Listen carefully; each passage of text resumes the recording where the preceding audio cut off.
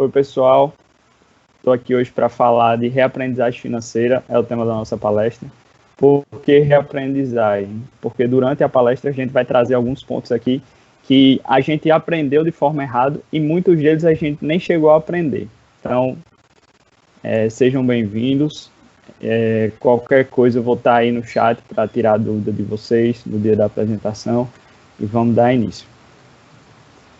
Para quem não conhece, eu faço parte da comunidade Liga de Empreendedores Potiguar. Para os mais íntimos, como a gente gosta de brincar, é a LEP. Quem é a LEP? Quem somos nós? Nós somos um grupo de estudantes universitários de diversas áreas de conhecimento com o objetivo comum de fomentar a cultura empreendedora aqui no estado. Então, internamente, a gente se capacita, cada membro passa um conhecimento que tem de alguma área específica que goste, e depois que a gente se alinha internamente, a gente transmite isso para o público. Então, eu convido vocês, a quem não conhece ainda, a seguir a gente nas redes sociais e ficar por dentro das nossas iniciativas. Atualmente, a LEP hoje conta com 14 membros. Nessa foto aí vocês podem ver, todos, como eu falei, são de diferentes áreas do conhecimento e de diversas universidades também. Tem o pessoal da UFRN, da FASEX, UNP. Então, a gente é bem diversificado. Falando um pouquinho sobre mim, meu nome é João Marcos, tenho 23 anos. Atualmente, eu sou estudante do 7º período de Engenharia Civil na UFRN. E a área de finanças me despertou desde novinho. Meu pai sempre foi comerciante e desde pequeno ele me colocava para trabalhar com ele, para contar o dinheiro e tal. Então, eu sempre gostei dessa organização financeira e sempre foi uma coisa que me cativou, beleza? O que é que eu vou passar para vocês aqui hoje? Na verdade, tudo isso que eu quero passar para vocês aqui funciona como um mix de tudo que eu já aprendi ao longo desse tempo e de alguns meios que eu usei como auxiliares. Por exemplo, a Escola Conquer, que é uma escola de treinamento financeiro, coisa que a gente deveria ver na escola, infelizmente não vê. O próprio canal do Primo Rico, que é um canal bem acessível, leva conhecimento de forma gratuita.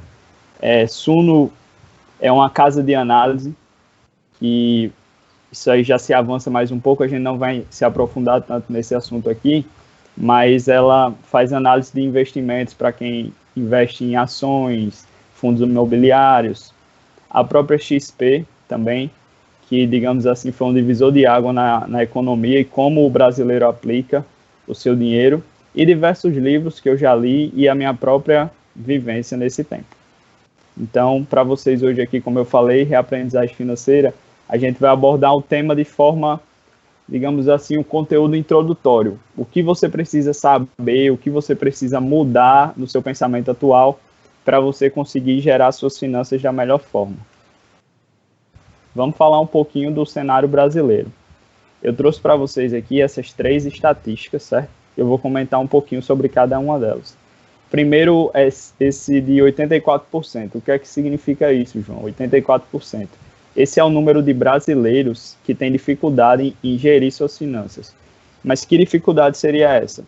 Seria, digamos, em resumo, você chegar no final do mês ali apertado, você não ter o controle de quanto você ganha, de quanto você está gastando. Essa pesquisa ela foi feita pela Confederação Nacional do Comércio, a CNC, e foi levantado esses dados no início de março desse ano. Levando para esse gráfico de PIX ao lado. 66%. O que é isso? É o número de brasileiros hoje que possuem dívidas. Mas são dívidas, digamos assim, que entram nessa categoria. Dívidas de financiamento, dívida de parcelas de cartão de crédito, ou seja, dívidas que são recorrentes mensalmente. E dentro desses 66%, que trazendo para número significaria aproximadamente 140 milhões, 25% desses 140, que dá aproximadamente 35 milhões, realmente estão inadimplentes. O que é estar inadimplente? É estar com o nome sujo. É estar com o nome... A pessoa gosta de falar que é estar com o nome sujo na praça. Então, quando a gente para pensar assim, que 35 milhões de pessoas tá devendo e não consegue pagar, a gente vê o quanto faz falta uma boa educação financeira nas escolas e a própria cultura brasileira de gerir o seu dinheiro. Então, como eu falei, essa palestra de hoje eu quero trazer para vocês alguns ensinamentos básicos que vocês consigam aplicar para fugir dessa estatística, certo? Reaprendizagem. Como eu falei, a gente precisa desaprender algumas coisas. Eu espero que quem esteja assistindo essa palestra venha com a cabeça aberta no sentido de receber o que eu tenho para passar, se questionar, fazer a reflexão, tentar seguir aqui algumas dicas que eu vou dar, porque, como eu falei, algumas coisas a gente aprendeu de forma errada, por isso que eu coloquei aqui que a gente precisa desaprender. E muitas coisas a gente nem chegou a aprender. Então, eu vou passar para vocês, assim, o suprassumo de atitudes diárias, coisas pouquinhas que se você adotar, você vai conseguir gerir melhor a sua vida financeira. O segundo passo, não precisa nem comentar muito, a educação financeira é essencial, independente da sua área de atuação, onde você trabalha, a sua área de conhecimento, você tem que saber gerir bem as suas finanças. Porque, como diz o terceiro ponto aqui, ninguém é melhor do que você vai saber administrar isso. Por que eu coloquei isso? Porque quando a gente não toma a nossa própria responsabilidade com nossas coisas, a gente terceiriza isso. E quando eu terceirizo isso, eu fico refém de outra pessoa. Eu não sei se aquele conhecimento que certas decisões que estão tomando por mim é a melhor realmente. Eu dou sempre o exemplo do pessoal do banco. Como o brasileiro nunca teve essa cultura de buscar esse conhecimento, de finanças, de investimentos, de aplicações, a gente acabou por muito tempo se tornando refém de banco. Então, o gerente muitas vezes tem meta para bater, no final do mês ele chega lá e, eu vou dar um exemplo, Dona Maria, eu estou aqui com um título de capitalização que é muito bom, a senhora vai pagar R$200 e vai concorrer a prêmio, não sei o quê, faz toda uma propaganda maravilhosa, quando, na verdade, quem conhece a fundo sabe que isso nem é considerado investimento. E muitas vezes você não consegue nem corrigir o dinheiro com a inflação no final do período. Então, quando eu digo aqui que ninguém melhor do que você vai conseguir administrar suas finanças, é isso que eu estou querendo dizer. Quero que vocês busquem o conhecimento para vocês mesmos gerirem a vida financeira de vocês. E é muito bom quando você toma as rédeas da situação, porque você vai ver que quando você põe a mão na massa, digamos assim, né? Você vê o resultado acontecendo, você vê como é que está se comportando seus gastos, você vê sobrando dinheiro na sua conta, você começa a gostar daquilo. Então, é um efeito cascata que vai só lhe deixando cada vez melhor. E o quarto ponto que eu queria que nessa pré-apresentação passar para vocês é que não existe milagre. É aquela velha lei da natureza, né? Da lei da semeadura. O que você está colhendo hoje é reflexo do que você já plantou um dia. Beleza, colhi hoje, mas amanhã eu quero colher diferente. Então, o que é que eu tenho que fazer? Tenho que começar a plantar diferente agora. Vou colher amanhã? Não. Vai ser um processo, você vai ter que praticar aquilo ali, aquela mudança para você colher lá na frente. Então, não seja imediatista. A gente vê muito hoje, principalmente nas mídias sociais, aqueles videozinhos de anúncio, ganhe 50 mil por mês, aplique 10 mil com rentabilidade de 2% ao dia. Gente, não existe milagre, eu reforço. Isso não é algo legal. Tipo, geralmente essas rentabilidades gigantescas, tipo como 2% ao dia, se você aplicasse isso há 10 anos, você teria um valor imensurável. Então, isso não é estruturado de forma correta. Então, geralmente, fujam dessas pirâmides, não entrem nessa ondinha de 50 mil por mês. Eu vou reforçar esses pontos aqui ao longo dos próximos slides, mas a princípio já tenham isso em mente, e nada vai ser do dia para a noite, a não ser que você jogue na loteria e consiga ganhar, e você vai conseguir aumentar seu patrimônio de forma rápida, mas fora isso não existe milagre. No próximo slide vai ter um questionáriozinho que geralmente a gente aplica no mini curso de finanças. Nesse mini curso a gente trata todos esses temas de forma bem mastigadinha, entre investimento, tipo de investimento, rentabilidade. Como aqui vai ser uma palestra, eu vou passar esse conteúdo de forma mais enxuta para vocês. Então, tenham em mente o que seria uma pessoa com uma saúde financeira boa. eu costumo dizer que é uma pessoa que consegue equilibrar esses 3 pilares, que seria conseguir pagar todas as contas no final do mês, ter um momento de lazer, ter um momento ali 1 ou 2 vezes, depende, você quem vai sentir a sua necessidade para você ser produtivo no que você faz, e você conseguir separar uma parte desse dinheiro mensalmente, seja para um investimento conservador, seja para uma reserva de emergência, para uma viagem que você quer fazer. Então, esses 3 pilares precisam estar em equilíbrio. Por que em equilíbrio? Porque se você só aplicar 2, mais cedo ou mais tarde, esse terceiro que você não está praticando vai acabar engolindo esses outros 2. Por exemplo, João, eu pago todas as minhas contas e eu tenho o meu lazer do mês. Beleza, show. Mas aí você não está investindo, não está tirando um pouquinho do dinheiro ali mensalmente. O que é que pode acontecer? No mês seguinte, você pode ter uma doença, você pode, por exemplo, perder um emprego e você não vai ter o dinheiro para cobrir essa adversidade. Então, o que é que pode acontecer? Você pode acabar se endividando. Outra opção seria, eu pago as contas e invisto mensalmente. Beleza, você não está tendo lazer. No curto prazo passa 1 mês, 2 meses, 3 meses, sem lazer, só pagando as contas e investindo um pouquinho. Beleza, show, também está correto. Mas vai chegar um tempo que você vai saturar. Você pode desencadear um estresse, uma depressão. Então, por isso que eu sempre friso que é bom ter o equilíbrio desses 3 pilares. Porque aí você, ao longo prazo, como eu falei, não queiram um imediatismo, ao longo prazo você vai construir essa sua vida financeira saudável, certo? Então, conheça a si mesmo, identifique e mude alguns hábitos. Essas são as perguntas que eu comentei, certo? Eu peço que o pessoal que estiver assistindo a palestra tire um print. São perguntas simples, são 9 perguntas que vocês vão responder com sim ou não. E a quantidade de não meio que vai dar um diagnóstico de como está a sua vida financeira hoje. Então, são essas perguntas. Sua conta hoje está no azul? Tipo, você tem um saldo ou você está devendo? Sim ou não? Ganha mais do que gasta? Sim ou não? Paga tudo com 80% da sua renda? Sim ou não? E assim sucessivamente. Então, nesse tempinho, eu peço que vocês tirem um print, mas no final eu vou disponibilizar os slides para vocês. Mas tirem um print e depois façam essa atividade, por favor, certo? Responder com sim ou não essas 9 perguntas. Depois que você responder ela, você vai ver que você vai ser encaixado em alguma dessas fases financeiras. Eu dividi em 6 fases, que são elas: o endividado, que é a pior fase, né? Mas todas elas você consegue reverter. O sem dívidas, o pequeno investidor, eu botei o profissional entre parênteses, eu vou explicar por quê, que eu vou resumir um pouquinho de cada uma delas. Independência financeira e liberdade financeira. O endividado, a pior fase de todas. Mas como é que você vai sair dela? Coloque todos os seus gastos no papel. Mas isso é simples.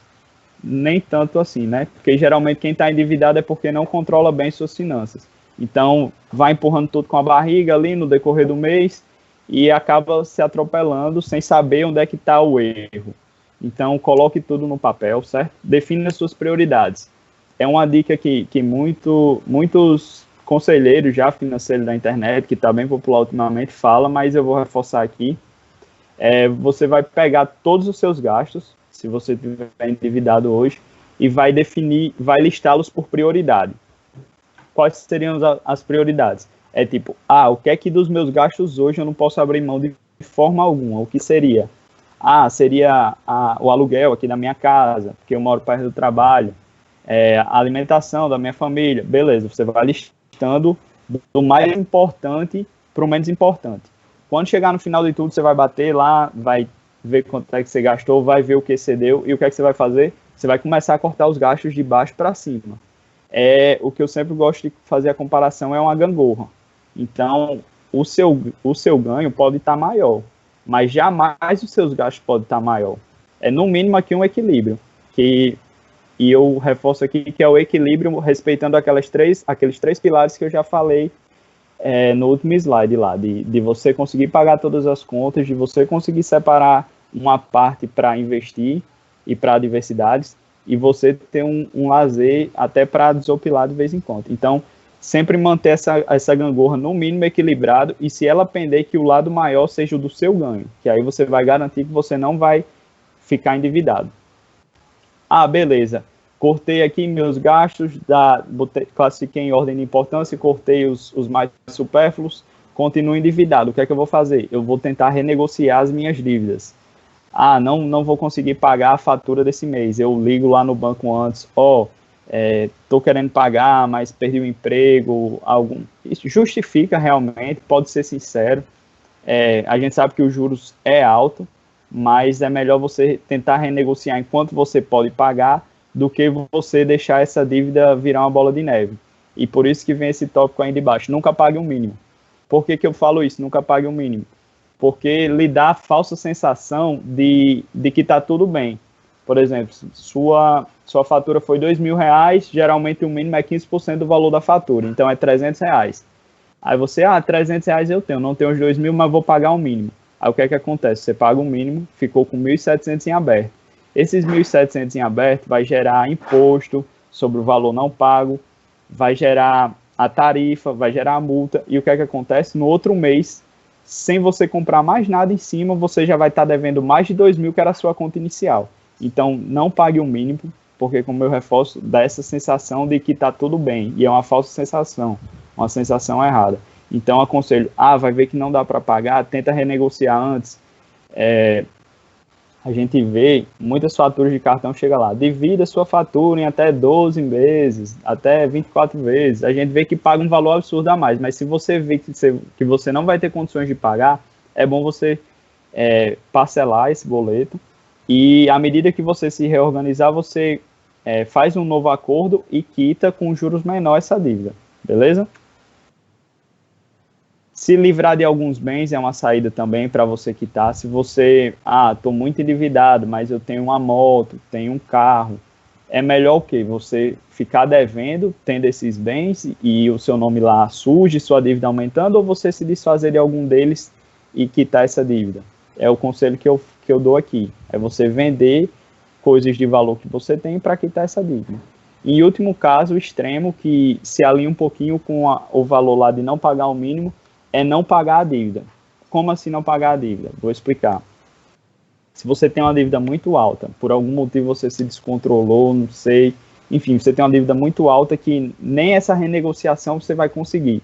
O que é que eu digo, não é o correto a se fazer, mas é você não pagar de imediato, realmente deixar seu nome sujo. Porque não adianta você vender um carro, por exemplo, tirar uma parte da dívida, sendo que você não vai conseguir quitar ela nem pagar as parcelas. Você vai só estar cada vez mais aumentando a bola de neve. Você vai se desfazer de seus bens e sua dívida vai só aumentar. Então, o que é que você pode fazer? Você não paga ela, você, infelizmente, vai ter que sujar seu nome e vai esperar o período ali. Se você não conseguir se reorganizar para levantar esse dinheiro, nesse intervalo de tempo, você vai esperar o banco começar a ligar para renegociar.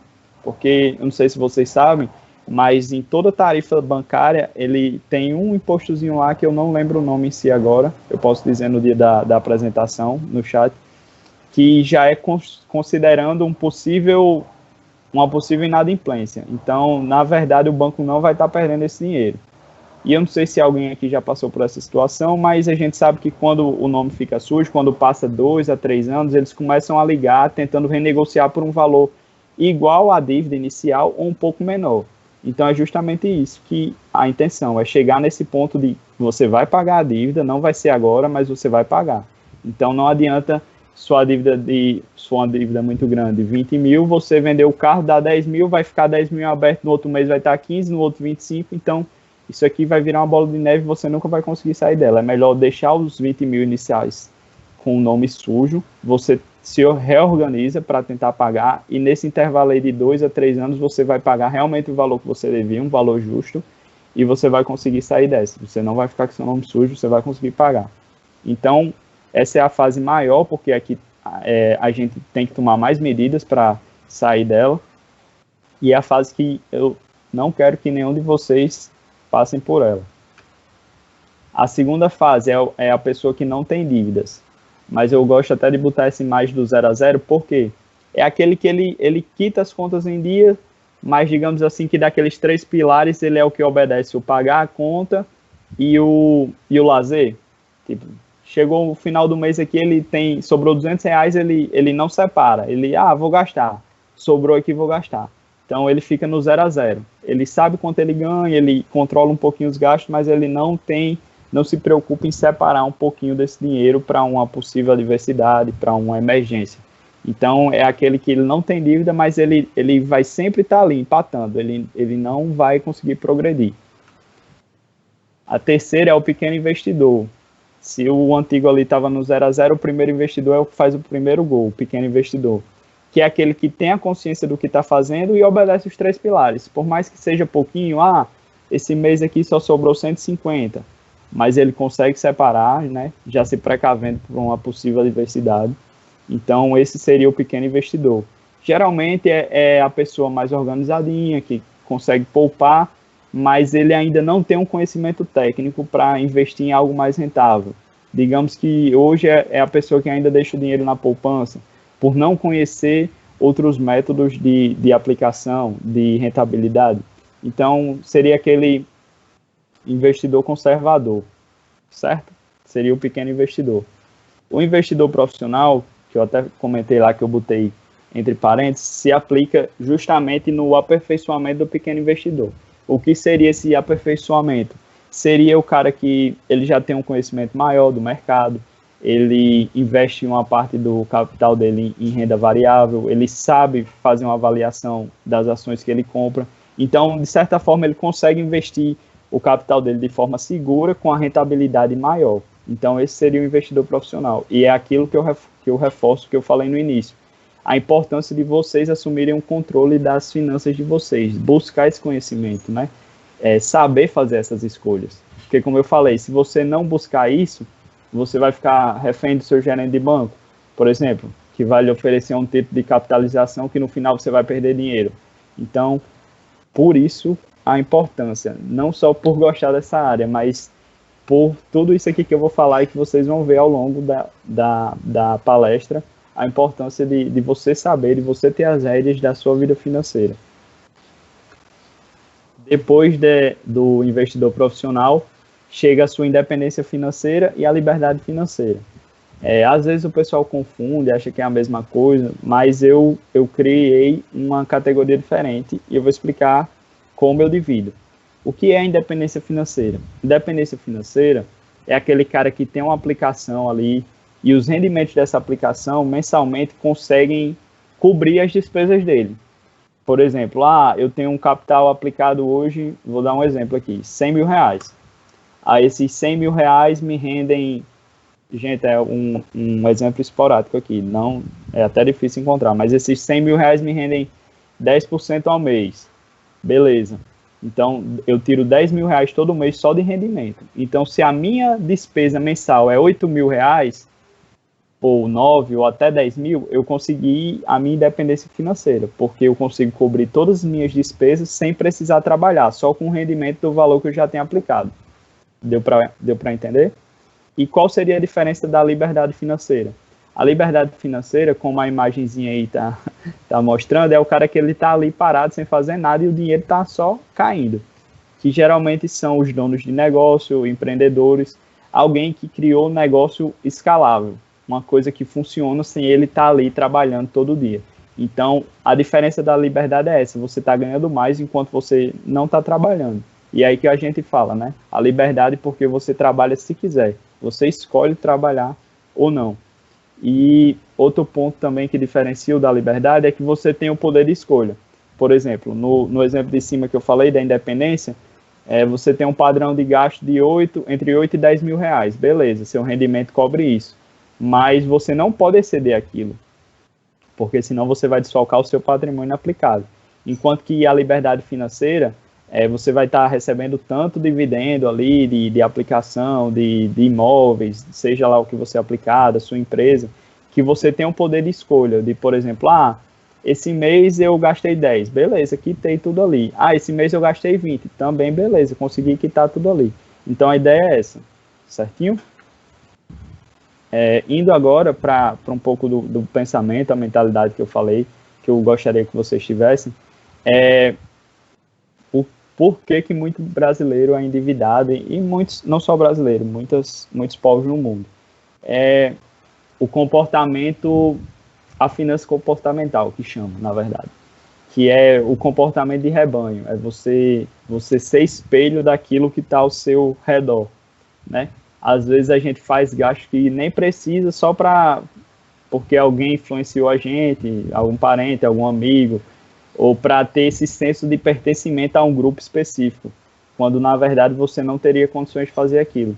Então, por exemplo, é uma pessoa, só um exemplo, viu, gente, que, sei lá, compra um iPhone de lançamento aí de 5 mil, 6 mil reais, não sei quanto custa, mas parcela em 24 vezes. Então, isso aí é um comportamento errado. Se você está parcelando em 24 vezes, só para ter esse status do iPhone, para se sentir parte de um grupo ali e tal, enfim, não vou me aprofundar tanto, mas a ideia é essa, sabe? É você gastar quando você não precisa, só para achar que você tendo aquilo, você vai fazer parte de uma coisa maior, quando na verdade isso nem tem tanta importância. Eu gosto até de comentar uma frase de um professor que eu tive, muitos devem conhecer, que ele é bem conhecido em Natal, o professor Coquinho, que ele dizia, ainda lembro, uma aula que ele disse: tem gente que gasta o que não tem para querer ser o que não é, para impressionar quem não gosta dela. Então, esse comportamento de rebanho, essas finanças comportamentais impulsivas que eu quero dizer, é justamente essa frase dele, resume muito bem. Às vezes você gasta sem poder gastar para querer ter um status que você não tem em si, aquilo ali é uma maquiagem, e para parecer algo para pessoas que nem gostam de você, porque quem realmente gosta de você do jeito que você é. Então, isso é um ponto que a gente tem que repensar, certo? Esse segundo tópico aí, a contabilidade mental. O que seria isso? É aquelas pessoas que compram muito parcelado em cartão e a conta que ela faz eu ganho 2 mil reais, por exemplo. Aí eu vou comprar um carro aqui que a parcela é 1.200. Beleza. Aí ela faz na cabeça dela: eu ganho 2 mil, a parcela é 1.200, dá para eu pagar todo mês. Então, pum, comprei. Aí vai lá financiando o carro, que a gente já sabe que vai pagar um juros maior no decorrer do tempo. E o que é que acontece? Ela acaba esquecendo que comprando o carro ela vai ter despesa com gasolina, ela esquece que ela tem despesa com documentação, com emplacamento, com seguro, manutenção. Então, na cabeça dela, 2 mil de salário, 1.200 da parcela, mas ela esquece que tem outros gastos atrelados a essa compra e acaba fazendo essa contabilidade mental de forma errada. Então, além desses gastos extras, o que é que pode se aplicar aqui também? Tipo, não é garantia que amanhã você vai estar empregado ou você vai ter aquela mesma renda. Pode ser que melhore, pode ser que você perca aquela renda. Então, por isso que a gente sempre tenta manter essa mentalidade, assim, de você conseguir caminhar de acordo com o que você realmente pode. Não jogar um financiamento gigantesco de bens, porque você vai pagar um juros muitas vezes absurdo, né? A gente sabe como é financiamento. Então, as finanças comportamentais é sempre bom você refletir antes de você tomar qualquer atitude. Você tem bons hábitos? O que seria isso aqui? Um comentáriozinho breve. Os estudos apontam que 95% das nossas decisões são tomadas no piloto automático. E a gente toma, em média, 35 mil decisões por dia. Então, você imagine aí 35 mil decisões e 95% você está simplesmente só reproduzindo ali no piloto automático. Você está pensando com o sistema emocional. Então, é aquele que grava o que você já faz. Se você tiver um hábito bom, beleza, você vai continuar fazendo algo bom. Se você tiver um hábito ruim, aí realmente fica difícil, porque você vai continuar replicando aquilo ali e você não vai conseguir sair desse looping. Então, o que é que a gente precisa fazer? A gente precisa sempre estar se questionando alguns hábitos que a gente tem e buscar resgatar esses 5% do racional para modificar os hábitos ruins que a gente tem. Muito do que a gente faz no piloto automático é reprodução inconscientemente do nosso cérebro, de tudo aquilo que a gente ouvia, que a gente vê, que a gente presenciou. Então, se aplica até naquelas coisas lá que eu falei de início, que a gente precisa desaprender.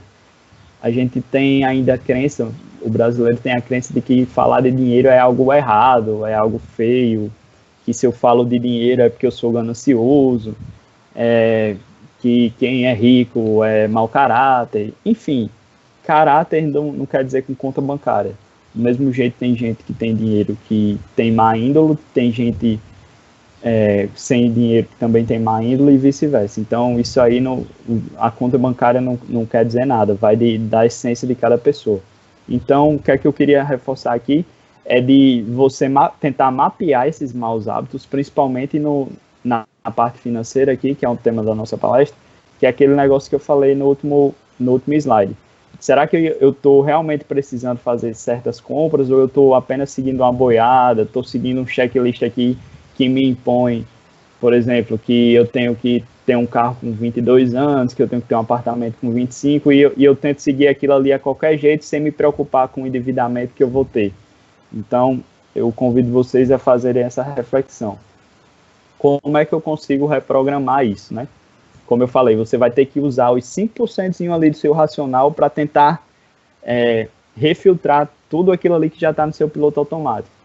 Tem até essa frase aí que eu acho muito bacana, que eu coloquei aqui para vocês, até tornarmos o que é inconsciente em consciente, ele irá governar nossas vidas e chamaremos isso de destino. Então é justamente isso, é assumir o controle. Como é que a gente faz isso? Observando, tomando consciência e tendo o pensamento crítico. Por exemplo, eu gosto de dar o exemplo de dirigir. Dirigir, todo mundo aqui, ou quem dirige, sabe que no início é muita informação ao mesmo tempo para você tomar. Pisa na embreagem, solta o acelerador aqui. Na verdade, solta a embreagem, pisa no acelerador, passa a marcha. E você fica meio assim, eita, para onde eu vou? Mas a gente sabe que depois de um tempo, isso vira tão automático que você fala, conversa, dirige, você totalmente natural. Então é isso que acontece.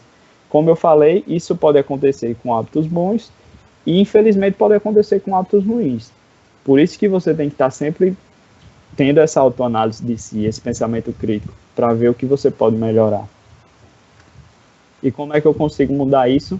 Os estudos mostram que a gente é bem visual. Então você botar lembrete em pontos visíveis, até por trás do seu celular, por exemplo, na sua tela de computador, na sua parede do quarto, tudo isso.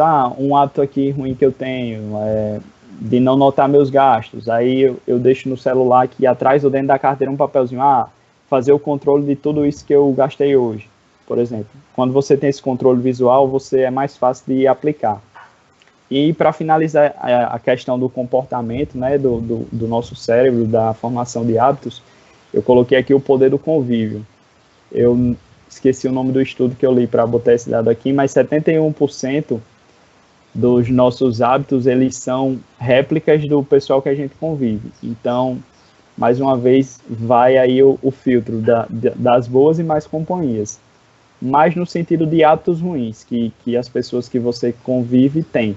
Porque há uma grande chance, como o estudo mostra aí, 71% de chance de você acabar replicando aquilo ali de forma inconsciente. Certo? Como eu falei desde o início, vamos pensar sempre no longo prazo. Então, não seja imediatista e valorize o longo prazo. Uma frase interessante que a gente escuta muito é o pessoal usando ninguém sabe o dia de amanhã, só se vive uma vez, já para dar a justificativa dos maus hábitos, né? De não poupar, de gastar tudo hoje. E eu gosto muito de números e eu coloquei aqui a expectativa de vida do brasileiro hoje, que é 77 anos. Então, geralmente, quando a gente dá esse mini curso, a média de idade é 25. Então, o pessoal ainda vai viver mais 50, em teoria. A não ser que, infelizmente, ocorra uma fatalidade. Mas aí você vê a necessidade de você mudar realmente esses hábitos, de você ter essa consciência e querer mudar. Porque, em teoria, você vai viver aí até 77. Pelo menos é a faixa hoje. E a gente sabe que com os avanços da medicina, provavelmente, quando a gente daqui uns 20, 30 anos vai estar bem mais avançado e muito provavelmente essa expectativa vai ser maior. Eu gosto de usar esse exemplo aí do rapaz mirando no alvo, porque digamos que você tem um objetivo. Seu objetivo hoje está próximo de você. Então, se você tem o objetivo aqui no meio do alvo, você mirou aqui e acertou. Mas à medida que seu objetivo é maior e o longo prazo, o alvo vai se afastando. Não sei se está conseguindo enquadrar aí. Tentem acompanhar meu raciocínio.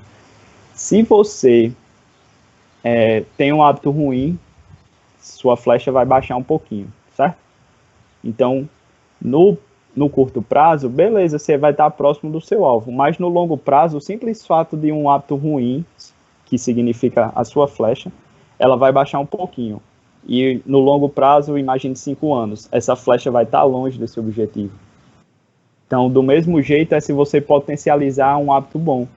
Tipo, no curto prazo aqui, você praticamente não vai ver resultado, mas no longo prazo, você vai alcançar um resultado bem maior. Então, é isso que eu falo de você se apaixonar pelo processo. Saber que não vai ser do dia para a noite, saber que tem um caminho longo a ser percorrido e buscar sempre fazer o seu melhor em tudo que você faça, porque no longo prazo isso vai potencializar muito seus resultados. Agora, entrando um pouco mais na aplicabilidade das finanças, certo? Eu vou passar algumas dicas aqui que vocês podem utilizar no dia a dia para controlar melhor a finança de vocês, para gerir, até mesmo para repassar, né, esse conhecimento, caso você já seja uma pessoa bem organizada, porque como a gente viu as estatísticas, muitos brasileiros ainda não têm esse conhecimento e nem buscam esse conhecimento. Eu acabei passando acho que é no slide do endividado, do aplicativo que eu uso e recomendo muito, que o nome é Mobius. Tem lá no slide. É um aplicativo, é um cubo com 3 cores, verde, amarelo e azul.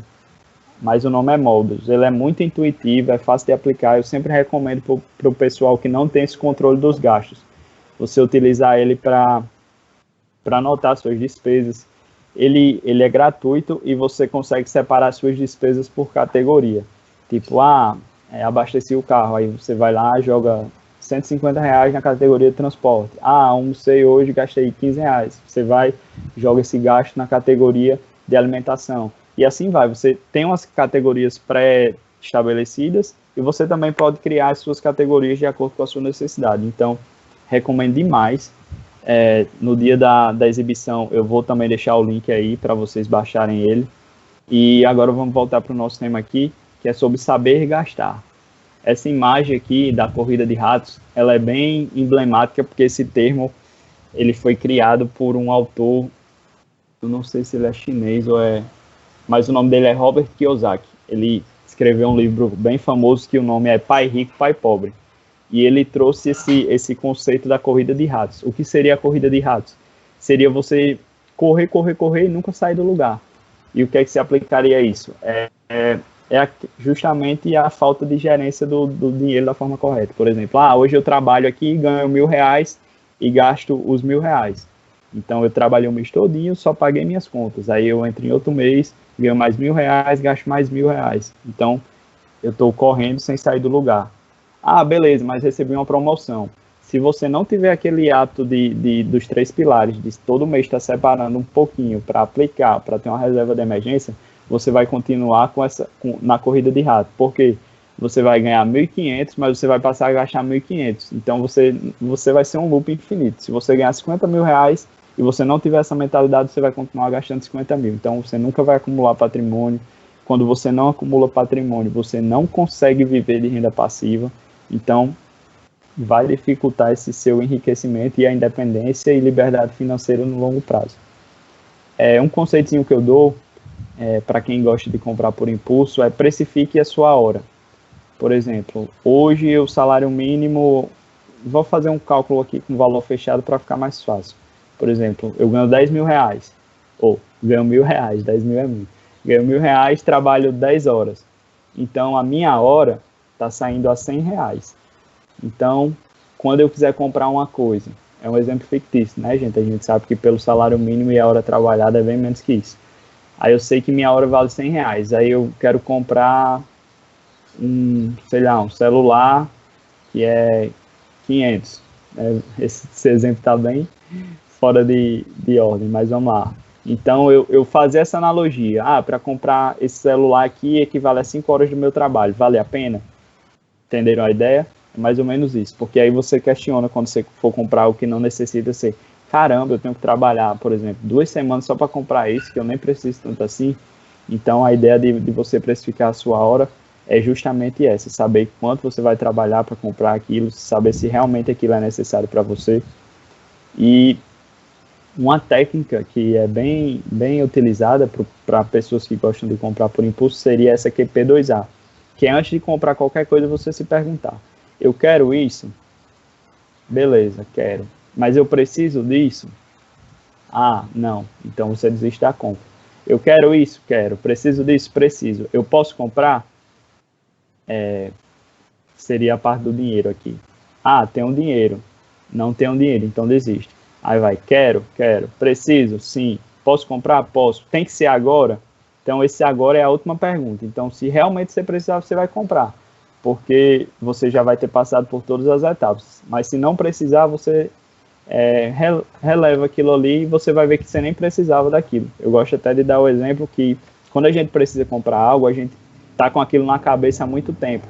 Por exemplo, eu vou comprar um computador, aí eu passo um tempo pesquisando, todo dia eu olho site, marca, configuração e tal, e realmente eu preciso, eu vou procurar. É diferente de, eu saí de casa, estou indo trabalhar, passei ali numa vitrine, me chamou a atenção uma coisa, eu entrei e comprei. Tipo, eu estava precisando daquilo? Não estava. Quando a gente precisa das coisas, a gente reflete um pouco mais antes de comprar. Então, é uma dica boa. E a imagenzinha acima é o do anjinho e o do capetinha, porque sempre tem aquele negócio, não posso, mais outro, você merece, você trabalhou muito esse mês. Então, sempre procurar escutar a vozinha sã, para evitar o endividamento.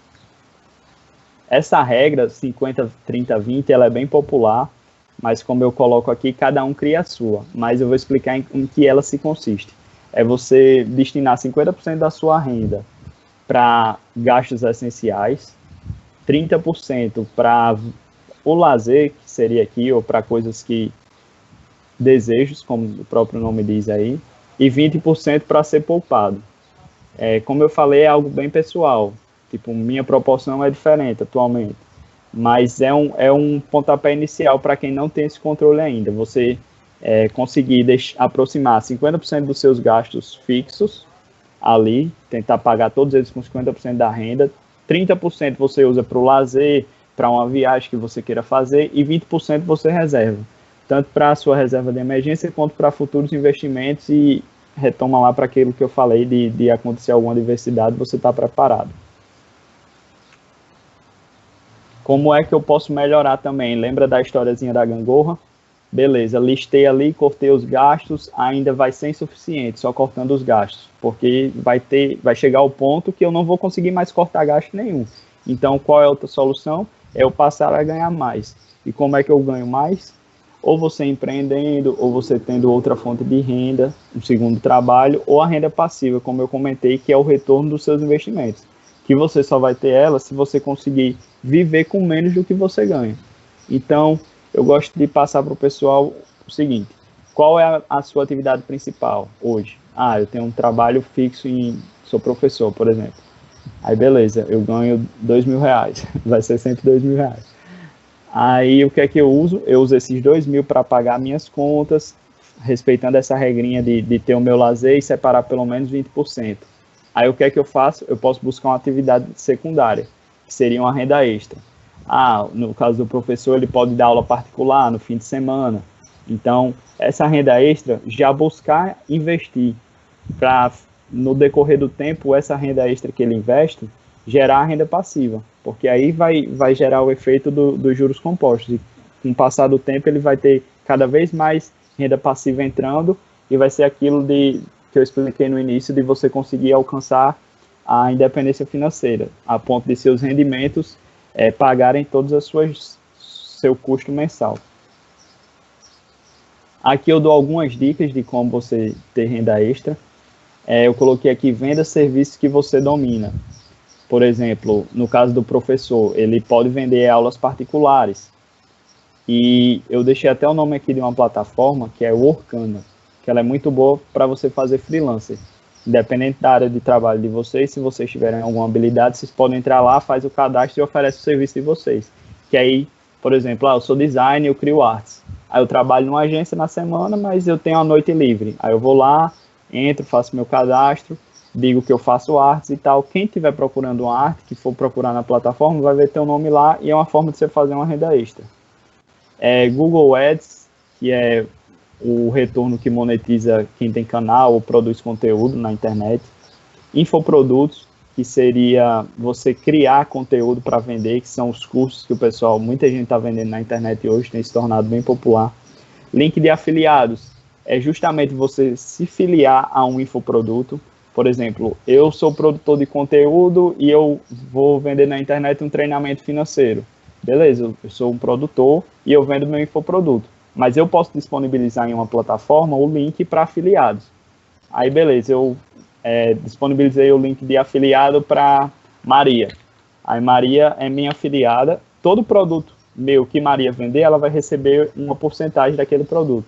Então, eu vou dizer lá, a comissão do meu curso é 30%. Então, quem vender meu curso, se eu vendo ele por R$1.000, o vendedor que vender pelo link do afiliado vai ganhar R$300. E assim vai, também é uma forma de renda extra. Aplicativo de viagem seria o Uber, Delivery, iFood, Uber Eats, etc. Tudo isso são formas de você obter renda extra. Aqui eu falo um pouquinho do cartão de crédito. Deveria até ter comentado no início lá da parte das dívidas, de você evitar esses cartões de bancos tradicionais, porque você paga muito valor de anuidade. E hoje em dia, com as fintechs, que são os bancos digitais, por exemplo, Nubank, Banco Inter e vários outros, me fugiu algum agora, mas tem vários, realmente, está bem competitivo esse mercado hoje. Eles têm cartões de crédito com taxa gratuita, você não paga anuidade e muitos deles até dão cashback de forma gratuita, que são os programas de fidelidade, como é o caso do cartão da Melius.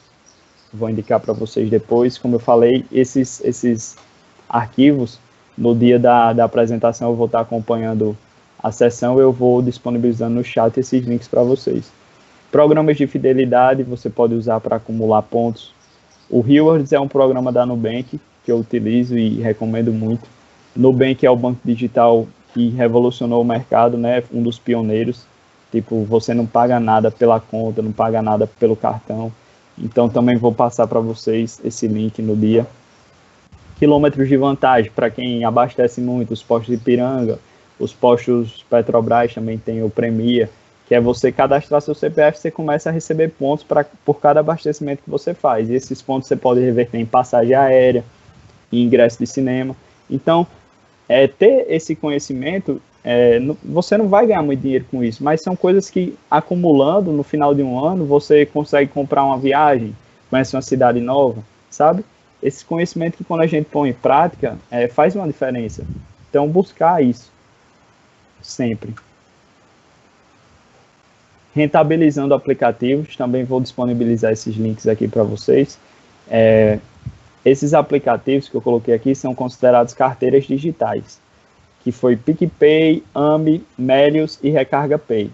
Vou também disponibilizar o link para vocês. Para quem não conhece, as carteiras digitais é um aplicativo que você cadastra os seus cartões e você paga de forma online em qualquer lugar a partir dele. Tipo, você cadastrou 5 cartões diferentes no PicPay, você nem precisa andar com seu cartão físico. Você paga por QR Code, escolhe o cartão que você quer pagar e muitos deles sempre estão dando cashback. O que é cashback? A PicPay está dando hoje 10% de cashback, então significa que se eu comprei R$100 utilizando a plataforma deles, eu vou receber R$10 na conta. E esse dinheiro que volta fica rendendo na conta do próprio aplicativo. AMI, por exemplo, ele tem uma parceria com os postos Petrobras.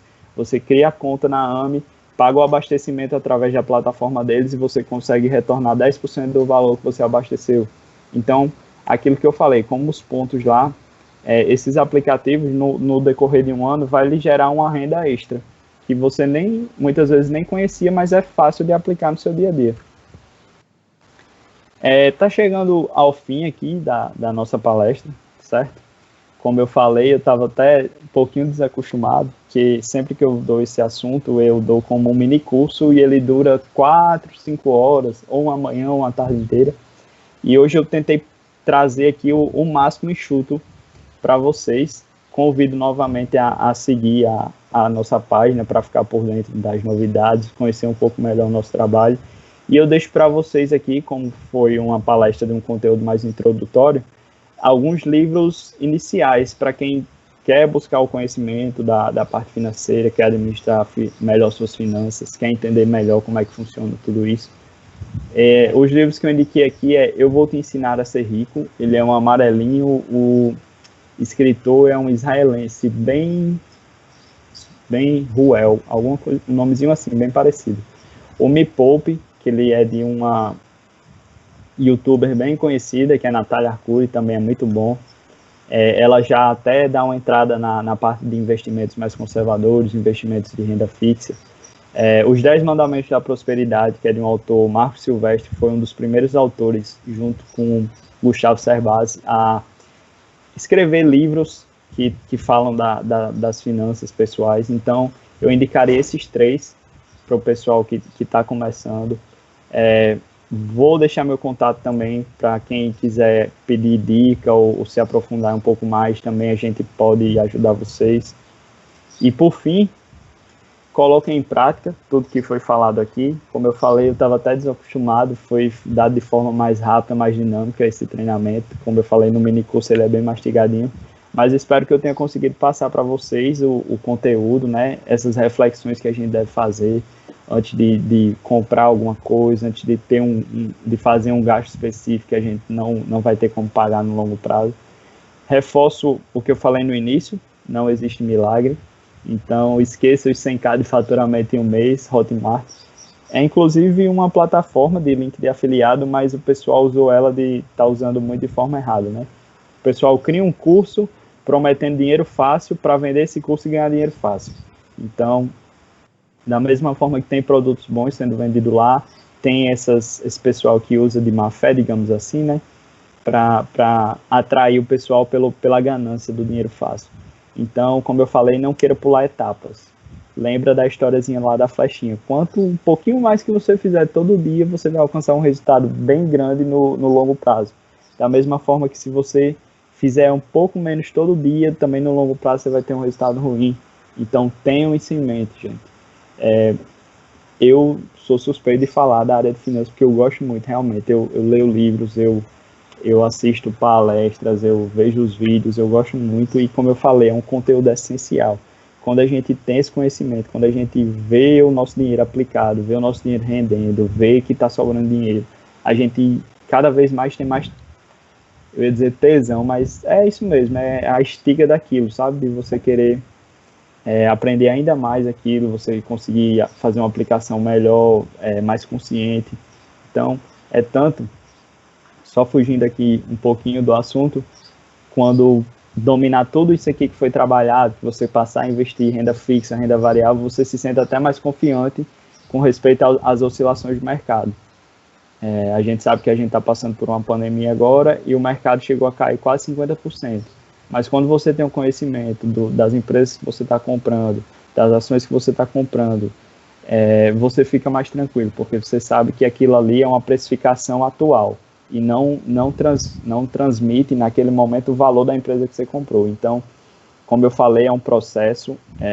Quem não pratica isso ainda, buscar praticar, buscar esse conhecimento, botar no dia a dia, notar tudo direitinho, começar a sobrar dinheiro, montar a reserva de emergência, começar a aplicar de forma conservadora, até para ir sentindo como é que funciona isso. E não se apressar, gente. Como eu falei, a expectativa de vida do brasileiro ela é muito alta. Assim, já está em quase 80 anos. Então, a gente tem muito chão ainda para viver, se Deus quiser. Buscar sempre se aperfeiçoar, buscar ganhar mais, buscar evoluir. E lá na frente, com certeza, o resultado virá. Tudo é um processo, como eu falei aí. Comece pequeno e tenha consistência. A curto prazo você não consegue ver o resultado, mas com o passar de 1 ano, de 2, de 3, você consegue ver que fez uma diferença muito grande. Isso é para qualquer área da vida, tipo, para a área da sua saúde, dos seus relacionamentos, a de finanças, para qualquer área, isso se aplica. Então, eu queria encerrar aqui com essa frase: não precisa ser excelente para começar, mas precisa começar para ser excelente. Agradeço a todo mundo que se inscreveu e acompanhou a palestra. Novamente, vou deixar meu contato e vou me disponibilizar para tirar a dúvida de qualquer pessoa, pode falar comigo. E agradecer em nome da LEP, da comunidade que eu faço parte.